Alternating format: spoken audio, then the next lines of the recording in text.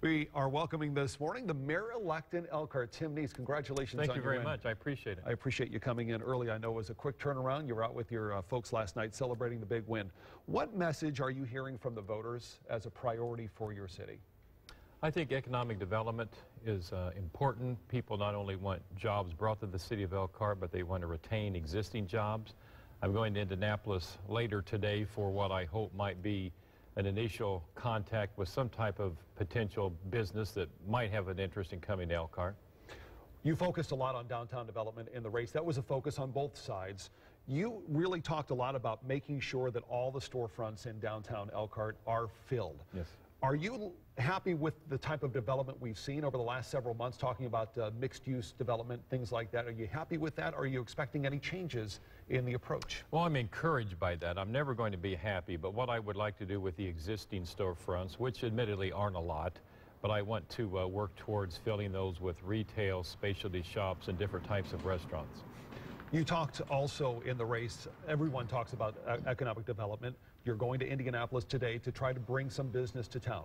It's no secret that Elkhart is so heavily RV dominated at this point. Are you concerned that the lack of diversification could come back to bite not only the city but the county if there is in fact another downturn in the RV industry? That's always a concern, and I don't think you can be too careful when you're talking about lack of diversity. You make a good point. So if in fact there's a company, whether it's RV related or not, I'm interested in it, but certainly diversity is going to be a priority. Yeah, it has to be something that you watch closely, because no one wants to put all their eggs in one basket, but on the other hand, it's hard to turn away that business when Elkhart, exactly right. The RV companies come and they want to give you business. It's hard to turn that away. That's correct.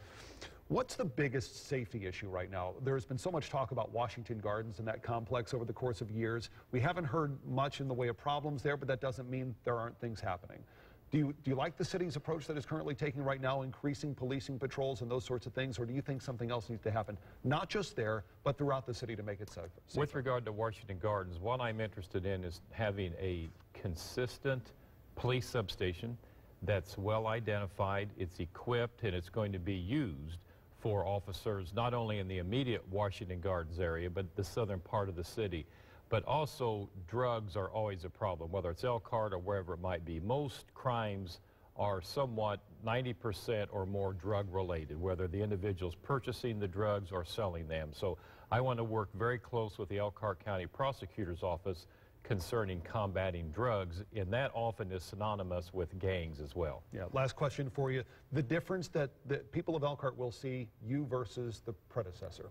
I think I'm perhaps a little bit more of a compromiser when necessary. I don't mind making tough decisions, and I anticipate doing that, but I'm probably less preoccupied with an individual's difference of opinion or their party label. All right. Tim Neese, congratulations on the win. Thank you very much. Welcome to the job. Thank you. Thank you.